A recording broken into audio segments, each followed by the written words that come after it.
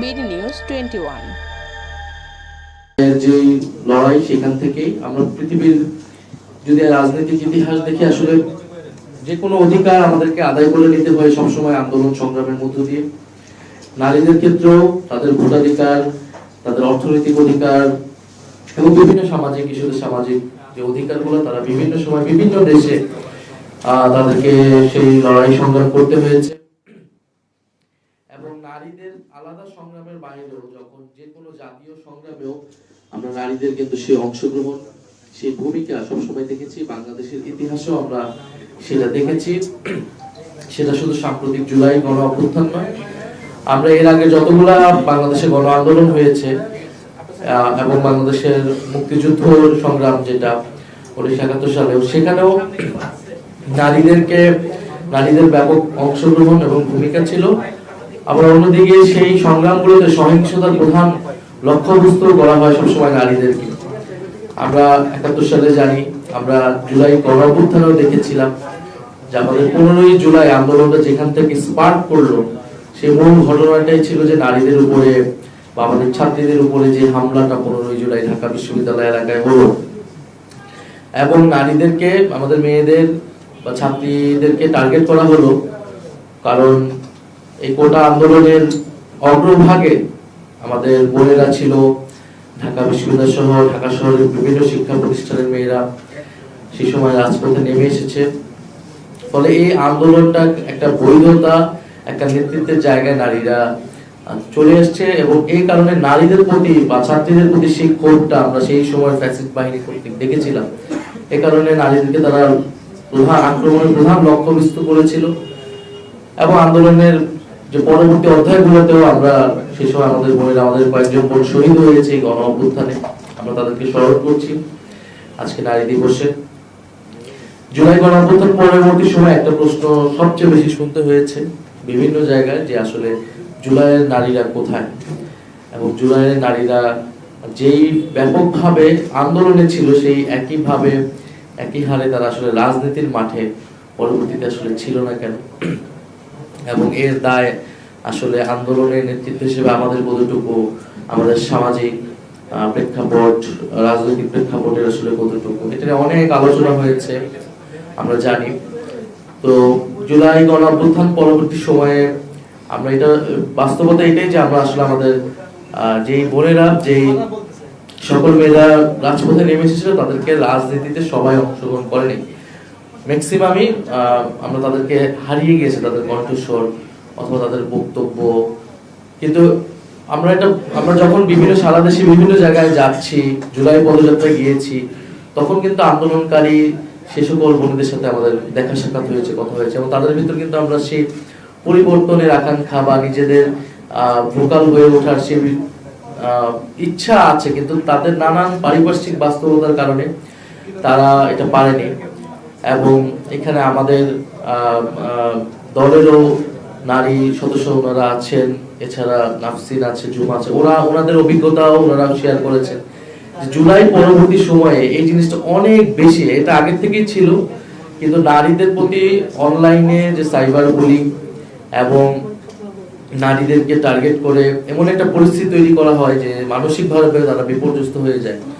বিশেষত রাজনৈতিকভাবে ভোকাল যে সকল মেয়েরা জুলাই থেকে উঠে এসেছে বা নানাভাবে কথা বলতেছে, কথা বলার চেষ্টা করছে বিভিন্ন ইস্যুতে, এটা দলমত নির্বিশেষে, এটা শুধু যে, কিন্তু জুলাইয়ের নারী যারা তারা এটা অনেক বেশি ফেস করেছে। এবং আমাদের অনেক বৈষম্যবিরোধী ছাত্র আন্দোলনের অনেক মেয়েরা কিন্তু রাজনীতি ছাড়তে বাধ্য হয়েছে, এবং সাংগঠনিকভাবে আমরা হয়তো সেই কমফোর্ট জায়গাটা তৈরি করতে পারিনি যেখানে নারীরা সিকিউর ফিল করবে।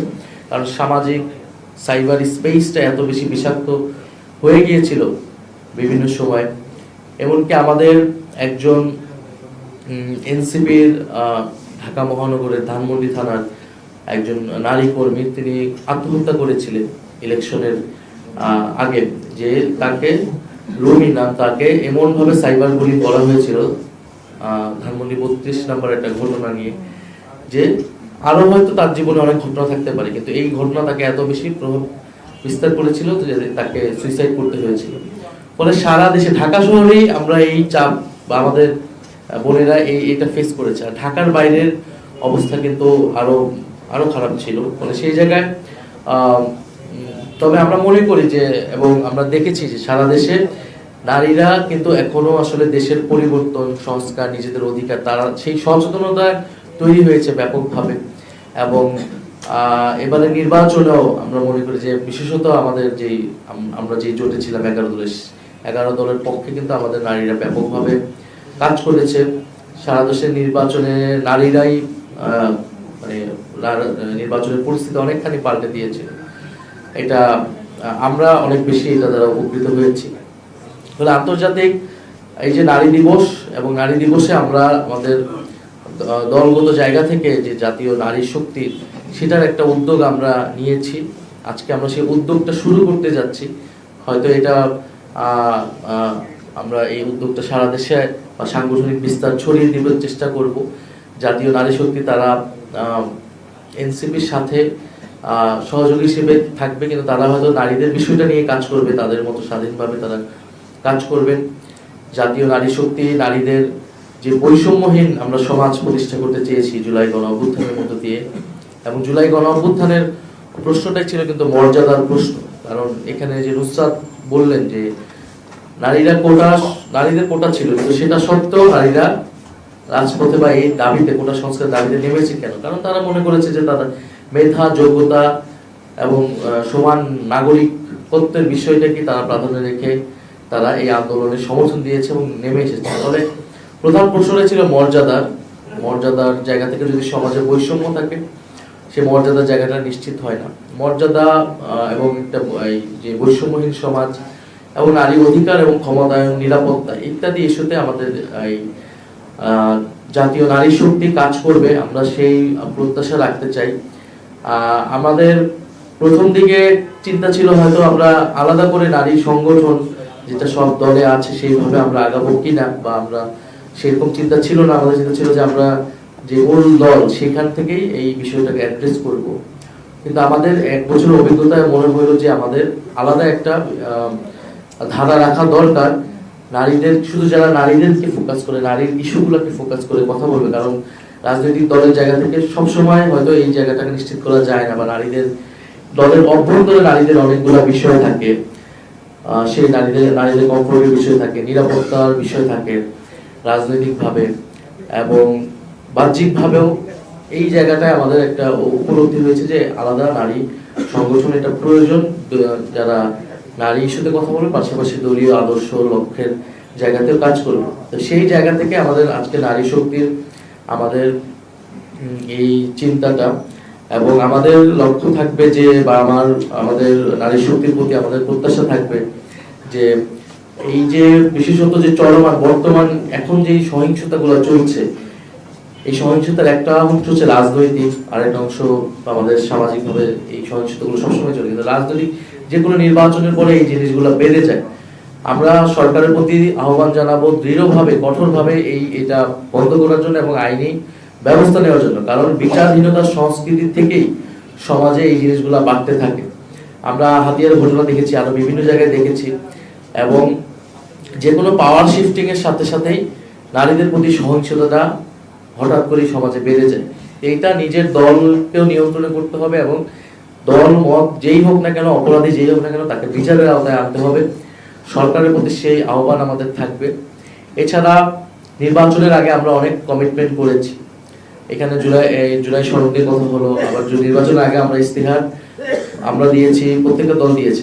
আমরা যারা নির্বাচিত হয়েছে তাদের এটা দায়িত্ব সরকার দলের, এবং যারা আমরা বিরোধী দলের ভূমিকা আছে, আমাদের দায়িত্ব সেই নির্বাচনী স্টেজে সবাই নারীদের নিয়ে কথা বলেছে, অনেক গুরুত্বপূর্ণ এবং ভালো ভালো কথা বলেছে। সেই ইস্তেহারগুলো যাতে সবাই পূরণ করে, বিশেষত সরকার দল তারা যাতে সেই ইস্তেহার পূরণ করে, আমাদের কর্মজীবী নারী, শ্রমজীবী নারী এবং গৃহিণী নারী যারা, সবার জন্য যে আমাদের প্রস্তাবনাগুলো ছিল সেটা যাতে আমরা নিশ্চিত করি। এবং নারীদের যে, কারণ সমাজের একটা অর্ধেক নারী, কিন্তু আমরা রাজনৈতিক দলে সেই অংশগ্রহণটা এখন নিশ্চিত করতে পারছি না বাংলাদেশের সব দল মধ্যে। তবে এনসিপি আমাদের জায়গা থেকে আমরা চেষ্টা করছি, কারণ আমরা মনে করি যে আমাদের জুলাই গণ অভ্যুত্থানের বড় একটি স্টেক হোল্ডার হচ্ছে নারীরা। ফলে সেই জায়গায় আমাদের এটা আমাদের উপরে একটা দায়িত্ব আসে তো সারা দেশের জুলাইয়ের যে সকল কণ্ঠস্বর, নারী কণ্ঠস্বর হারিয়ে গিয়েছে, আমরা তাদেরকে খুঁজে বের করার চেষ্টা করবো, নারী শক্তি সেটা চেষ্টা করবে। তাদেরকে রাজনীতি তারা করুক না করুক, তাদের যে সমাজ যে একটা আকাঙ্ক্ষা থেকে তো তারা অভ্যুত্থানে নেমেছিল, দেশ পরিবর্তনের, মর্যাদা এবং বৈষম্যহীন সমাজ, সেই জায়গাটা তাদের কণ্ঠগুলো, আমরা তাদের কথাগুলো যাতে শুনি এবং তাদের নিরাপত্তা নিশ্চিত করা। জুলাই শহীদ পরিবারগুলোতে আমাদের যে সকল আমাদের অনেক বোনের স্বামী বা অনেক মায়ের সন্তান, তারা অনেক বিপদগ্রস্ত আছেন, অনেক খারাপ সময় তারা পার করছেন বিভিন্ন জায়গায়, তাদের পাশে আমাদেরকে দাঁড়াতে হবে। আমরা এই প্রত্যাশা করছি। আজকে যারা উপস্থিত হয়েছেন আলোচকবৃন্দ, তাদেরকে ধন্যবাদ জানাচ্ছি। এবং আজকে মূলত আমরা একটা উদ্যোগ শুরু করছি, আন্তর্জাতিক নারী দিবস। এটা একটা মনে হয়েছে আমাদের কাছে গুরুত্বপূর্ণ দিবস, তাই খুব বেশি এখানে আমরা হয়তো প্রস্তুতি বা পরিকল্পনা নেওয়ার সময় পাইনি। মনে হয়েছে এই দিবস শুধু আলোচনা বা বক্তব্য থেকেও আমরা একটা উদ্যোগ গ্রহণ করাটা গুরুত্বপূর্ণ। তাহলে আমরা হয়তো অনেকগুলো বিষয় পরবর্তীতে অ্যাড্রেস করতে পারবো এবং একটা ধারাবাহিকভাবে কাজ করে যেতে পারবো। তো আজকে এই সাংবাদিক ভাই বোনেরা যারা এসেছেন, যারা আয়োজক, তাদেরকে ধন্যবাদ জানাচ্ছি। আমরা জাতীয় নারী শক্তি সেটা আত্মপ্রকাশ আমরা ঘোষণা করছি। আমাদের জাতীয় নারী শক্তির এই সংগঠনের দায়িত্বে থাকছেন আমাদের মুখ্য সংগঠক হিসেবে নুসরাত তাবাসসুম।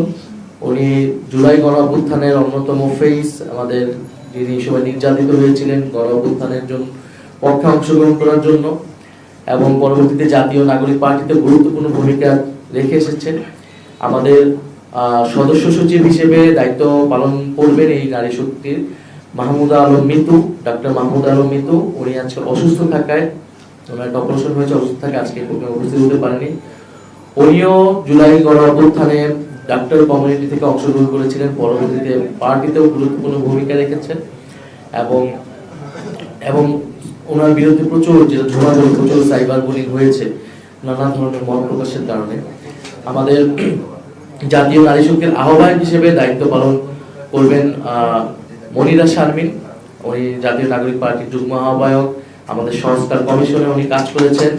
আমাদের উনার শুধু এই সময়ের ব্যাকগ্রাউন্ড না, 2018 সালে মূলত উনার আন্দোলনে আসা, সেই সময় কোটা সংস্কার এবং নিরাপদ সড়ক আন্দোলনে উনি ঢাকা বিশ্ববিদ্যালয়ের সুফিয়া কামাল হলের নির্বাচিত জিএস ছিলেন। ফলে এবং আমাদের জাতীয় নাগরিক পার্টি সহ আমাদের যুব শক্তি এবং এর বাইরে সংগঠনের বাইরেও যারা যে সকল নারীরা রয়েছেন আমাদের, তারা এই জাতীয় নারী শক্তির সাথে যুক্ত হবেন। তারা অতি শীঘ্রই পূর্ণাঙ্গ কমিটি করবেন এবং নারী শক্তির যে ঘোষণাপত্র এবং লক্ষ্য উদ্দেশ্য, সেই গঠনতন্ত্র, সেটা প্রণয়নে ওনারা কাজ করবেন এবং সারা দেশের নারীদেরকে সংগঠিত রাখবেন। আমরা জাতীয় নারী শক্তির